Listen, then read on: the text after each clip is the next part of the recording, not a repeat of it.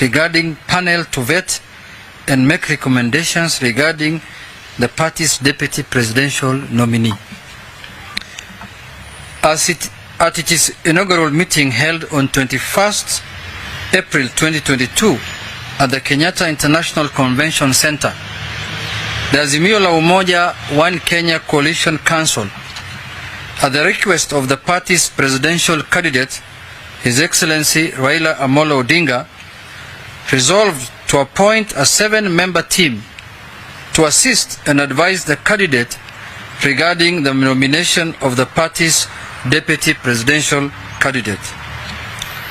Under our constitutional democracy, the deputy president is expected to be the principal assistant of the president and is also expected to faithfully deputize for the president in the execution of the president's functions. Further, when the president is absent or is temporarily incapacitated and during any other period that the president decides, the deputy president shall act as the president. The vetting of candidates and subsequent nomination of a candidate for this critical post is thus a matter of utmost national importance to be undertaken in the spirit of inclusivity, fostering both party and national unity, transparency, the principles of good governance, and drawing from the collective wisdom of eminent Kenyans of goodwill and experience in diverse leadership positions. In view of the foregoing, and in consultation with the Coalition Council, His Excellency, our candidate Raila Amolo Odinga, has appointed the following panel members to assist and advise him regarding the nomination of the party's deputy presidential candidate. Number 1, Bishop Peter Njenga. Number 2, Archbishop Zacchaeus Okoth. 3, Senator Enoch Wambua. 4, Michael Orwa. 5, Dr. Noah Wekesa. 6, Sheikh Mohammed Khalifa. And 7, Mrs. Beatrice Askul Moe. The panel shall reach its decision through consensus and shall elect its chairperson. The panel secretary shall be Mrs. Elizabeth Mayo. In undertaking this solemn task, the panel shall be guided by the following core principles. A. Fidelity to the Constitution of Kenya, with particular emphasis on the qualification for nomination as a deputy presidential candidate. B.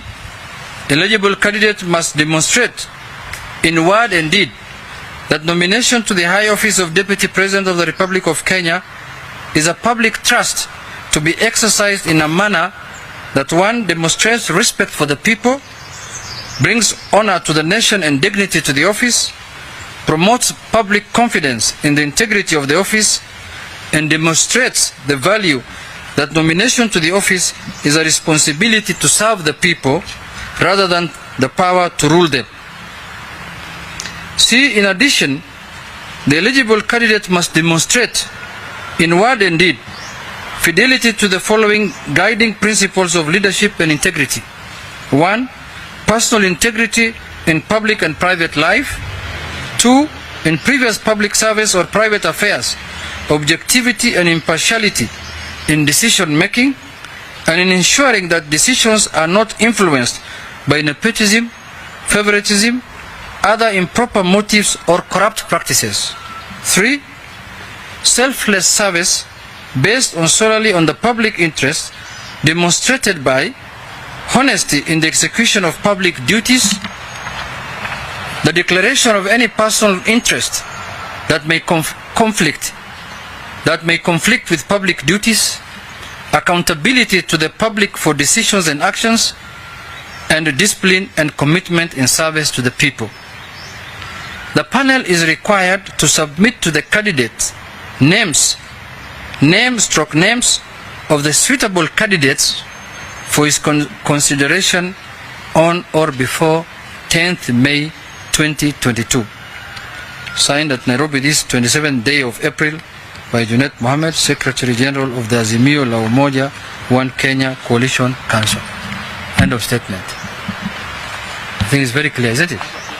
Yes. For the two members, how did the council arrive at the 7 members? Were the principals forwarding names and the it was so? How many were fronted by the ODM leader, the president? My statement is very clear. It's written in English. I've told you that the panel was appointed by the presidential candidate. It's written here.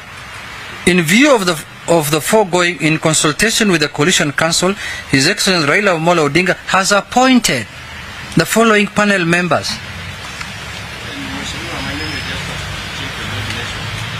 How are they going to get this request from these people? Are they going to make an advertisement so that people express interest, or how are they going to approach them?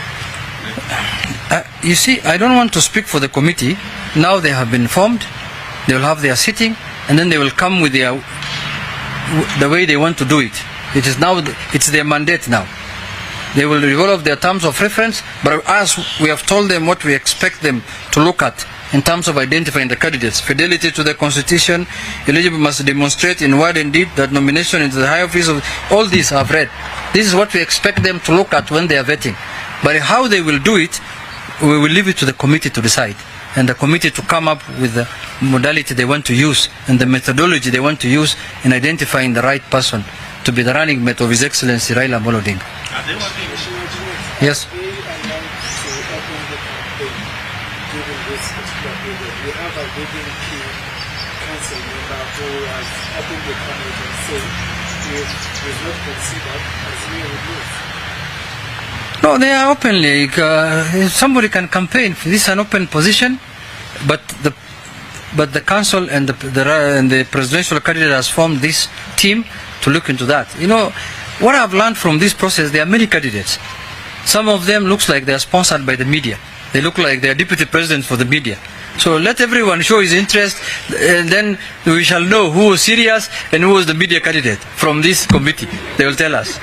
Yeah.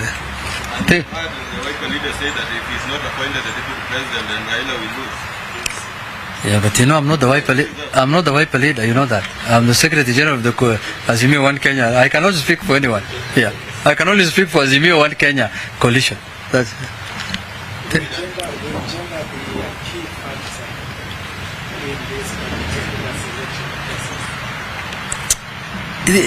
This thing is open to everyone. It's open to men, women, people with disability, youth, bishops, sheikhs, cooks, politicians, all kind of Kenyans. It's open for them to. Anyone can be a deputy presidential candidate. So let us not anticipate debate. Let's leave the committee to do their work.